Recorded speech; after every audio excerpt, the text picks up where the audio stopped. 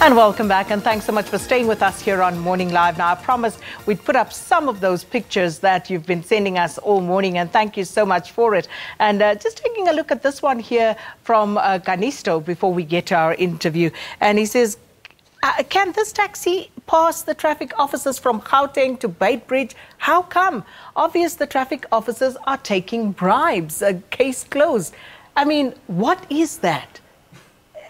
Is this even real? You see, I'm starting to doubt it now because I don't understand how the wheels on that trailer can actually sustain that load. So I'm suspecting maybe there's some photoshopping going on here because it just doesn't seem real. But that picture I see have been circulated severally on the social media pages. And please keep them coming. Really appreciate it. And we'll show more if we have time. But for now, we turn our attention to what's happening on the continent, with millions of Africans taking to the polls this year.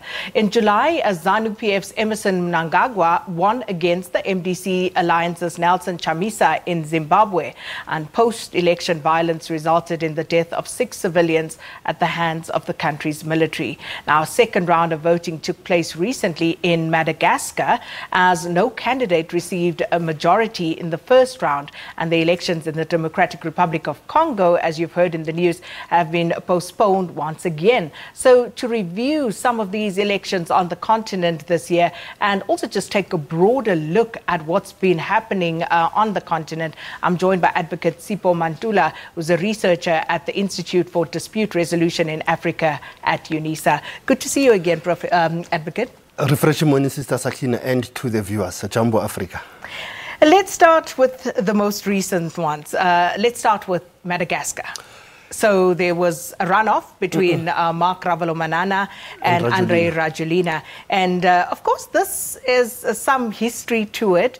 Remember when Ravalomanana was the president, Andre Rajoelina was a DJ. And the DJ effectively deposed the president, who then spent quite a bit of time here in South Africa. And now it's come down to the two of them once again. So runoff election, where are we at? Correctly. Interestingly, today there has to be an update by the Electoral Commission. In their French synonym, they say ZANU. And what is interesting, Ravalomanana is not accepting the results. Rajoelina is leading with almost 55%. Ravalomanana is alleging that there were some electoral cards that were used. And secondly, when you look at Madagascar being an island which has a opulence of corruption and poverty, it has brought the two ex-presidents once more after the 2013 saga.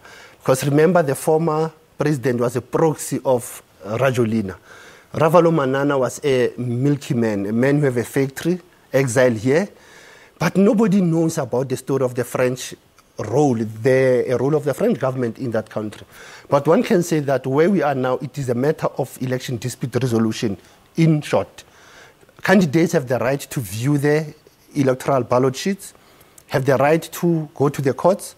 It's only next month, on the 9th of January, the court can declare whether the elections were credible, transparent, legitimate, and they were according to the law. Some of the scenarios that may emerge, given that Ravalomanana has already indicated that he's not going to accept the result, where are we headed? We are heading to a post-election violence, and whether you ask, is SADC brigade ready? Is SADC mediation ready? Definitely yes. I can tell you that the SADC mediation has been involved in that country, and it's a matter of mediation. And if there is electoral violence, I can assure you we will have the repeat of the 2009 coup. And I don't think the continent is ready for the coups. We are only left with a year for silencing guns. So how do we silence guns during political transfer of power? Because that's where violence erupts, when there is transfer of political power. So one will say that the SADC mediation have to be on the standby, and civil society mostly. Because I think what we have been driving conflict resolution in most of our post-election countries, we have ignored the role of the civil society. And you have seen it in DRC Congo, the role of the Catholic Church. On the brink of collapse, they were the ones who were able to manage that peace deal between Kabila and opposition. So Madagascar, you might need a role of the civil society. Let's move to the DRC in the interest of time. So once again, 2016, they were meant to go to the polls. They didn't. And they were saying they didn't have money, which the mind boggles at that prospect of such a mineral-rich country saying we don't have the money to stage an election. But now we find ourselves with, again, many variables that really actually place the integrity of the poll at risk.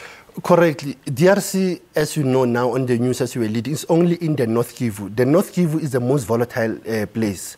Beyond the Ebola crisis, there is a active militias because there is a natural resource in that area. The delay, the Electoral Commission has to take the blame. They were corrupt. They were not clear with their timetable. We call it the electoral cycle. They were not clear. The role of Europeans, I can tell you, was very clear. Europe, from USA to Norway, Britain, they have an influence. Now, the second aspect of the delay, it is that it is causing tension. Patience is running out of the opposition. And that's where we are seeing violence now. The ICT, I don't know, how can DRC invest on ICT when, like, you have raised the issue of money? You go on ICT, you have a load shedding problem, you cause election during rainy season.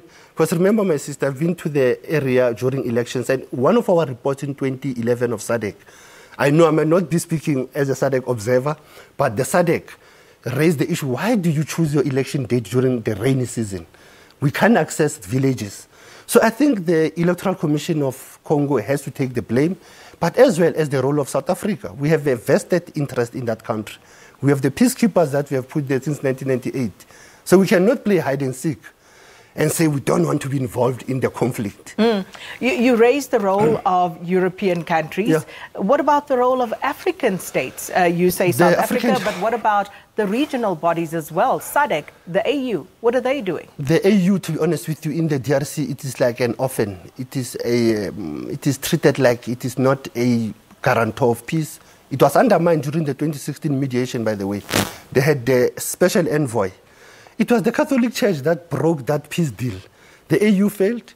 The SADC, during the Zuma presidency, we were supposed to appoint an envoy. We failed. We gave it to Namibia. Namibia was involved in the conflict in 1998, the First World War of Africa in Congo. So Namibia, it delayed to appoint the envoy, and Congo said, actually, these envoys are the consuls. You come to our country and want to come and tell us what to do. So I can say to you, the regional bodies with their envoy approach must be reviewed, if one can say. And let's look at the community knowledge. Let us look at the eminent group of people that have been working on mediation. How effective is that, though, in the broader scheme of things? Because I can't help but wonder, looking at elections in Africa and the myriad of, just complications and shortfalls and irregularities, all the weird and wonderful things that we see that accompany elections on the African continent. Have these elections now simply become a proxy for, some sort of legitimacy when it comes to the transfer of power? No, correctly. Your last point is that election is two things. Representation, which is through political power, which is the ballot box. But election, again, it is the bullet. It is the conflict resolution. It is through the bullet or the ballot. So that's where elections in Africa have a new pattern now of ICT, of climate change, of nepotism, of corruption. But the role of election observer missions. Remember the Kenyan story. I was part of AU, I know very well. I was part of the mess, maybe, that we were out of Kenya quickly because Odinga was not happy with the ICT that DRC it is going through now of electronic transmission of the results. And Congolese are quick on hacking the systems. They don't want IEC assistance from here. So I can say to you the patterns of elections in Africa, beyond being proxy, they are part of democratization. But is it an African democracy? It is a question that we have to answer for the coming generation. It is not, if I can be honest with you. It's a Westminster system. You find the Commonwealth, the EU, the UN have interest in all elections in Africa every year. And they're looking at economic beneficiation. They're looking at political characteristics. Why do you have an opposition being elected in Geneva, not in Africa? You know, and why do you have African leaders like President Paul Biya? He stays in Cameroon for 3 months and for 9 months in Paris. And he has been elected, by the way, by the And he's been doing this for years. Since 1982.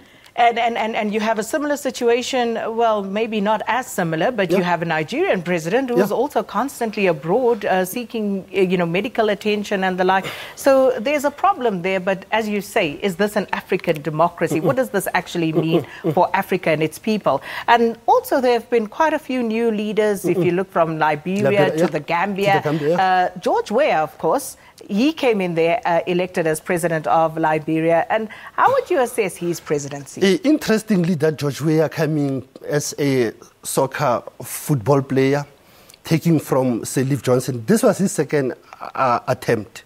I think what George Weah has been trying to do is to deal with education, still raise confidence to the young population of that country.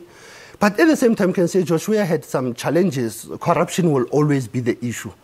But one can say that he has been strong working with ECOWAS and working closely with the new president of the Gambia, Adam Barrow, who actually now is facing corruption charges. So if you look at the Gambia, 1 year later, the Gambia is not even promising. Yaya Jammeh is still ruling from the grave or from where he is. And he's still saying, but Adam Barrow, I told you, you are not the correct person to be here. So the Gambia as well, there's a corruption that was similar to South Africa, of money being siphoned to the family people, cars being bought. So I can say to you, West Africa, it is trying by all means. Liberia, I think they have managed to contain Ebola crisis. And then you mentioned Paul Biya. We look at the countries like Mali, like the Cameroons, where you don't have new political actors coming into play. What does this say, though, about governance on the continent? But others will say, like Paul Kagame will say, when electorates want you, what can you say? Museveni will say the same story. Now, with Paul Biya is that we call it manipulation of election. They know how to master elections. Observers, when they come, they don't have the blueprint. They only have the left print, that is just to observe. But I think Sierra Leone, we were shocked when we see Koroma leaving power, but Julius Maada Bio from Sierra Leone taking power as a former military junta. So I think Sierra Leone was another good story. But as you are saying, Cameroon, Mali, the same people. And Mali was so strange. There was some conflict that were going on. There was a low 10 voter turnout. Yes, and then that's where you find problem, that the Sahel region, there's a serious problem. When you look at Mali, you look at Cameroon. And then even Cameroon, you had the problem of the Ambazonia, people wanted to be separated from Paul Biya. Which wasn't very well covered, by the way. It has never been covered by media. And I do feel that the media, as the media, we failed on that. It's sometimes negligence of the media or media bias or media renting of a story of avoiding such crisis. I think for almost 2 years it has been deleted on the servers of media. And I think that's where, how do we bring it back? Is the issue of human rights violation. And it is the issue that the African Commission, the African Union, they are seized with these cases, you know, my sister. Some of the issues, when the media raise them, they are already being in the shelves of investigators, human rights commissions. And I think for media, it's just to revive them once more. Before we come closer to home, let's just talk about Egypt. Wow. You know, this, of course, the site of the Arab Spring not so long ago. What's it, 7 years ago? Exactly. 7 years ago. 2011, and you know how far Egypt has come now. You know, General Abdel Fattah al-Sisi is a problem. He got into power in March this year with 97%. It's so shocking. There was no candidate who can challenge him. Currently, what he's doing now, he has been censoring the media. He has been closing down the bloggers. There have been fuel crisis there, electricity crisis. So I can say to you, Egypt is not working very well. There's a serious crisis in that country. You see, and this is, many people say, when you look at what happened during the Arab Spring, and people perhaps didn't think far ahead enough in terms of what sort of changes needed to be effected post the protests. But then there are other countries as well, Eritrea, Djibouti, the Horn of Africa, and what's happening eastern on the Horn, what's happening there. That we should give to Ethiopia, the youngest Prime Minister, Abiy Ahmed. He came and united. He brought the unity of Somalia, Djibouti, Eritrea. For the first time, people of Eritrea and Ethiopia, they can call one another from the lines. They can travel. Ethiopia Airlines can fly there. But so that's where you see the beauty of mediation by Ethiopia, because they need Djibouti. Djibouti is occupied by foreign military bases. They need Somalia. It's having the terrorist clashes. They need Djibouti in the sense of the military, but Eritrea is worse because it is a neighbor.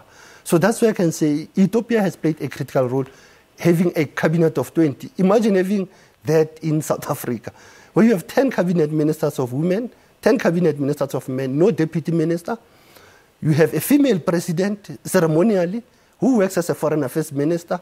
You avoid what we are having, pegs and opulence of ministers in this country. So Ethiopia was a good story this year. Well, we're out of time, but I have to ask you about the South Sudan peace agreement and Riek Machar finding his way back into that government there. Riek Machar lives in South Africa, going back. Rebecca Nyadang Karang last week went back, which was very good. But the South Sudan, it is a problem as well. The two guarantors is Museveni and Bashir. And Bashir is having crisis now back in even Khartoum today. So I'm a bit skeptical. Again, the role of South Africa in the South Sudan is very quite clear. To be given to the Deputy President of South Africa, I'm not sure, but it's a very critical country that South Africa must observe and monitor. Advocate Mantula, thanks so much for stopping by. And of course, it would be a lie to say that, we did absolute justice to that. There's just not enough time. But I suppose a snapshot of what has happened across the continent in terms of elections and some of the challenges that we continue to see.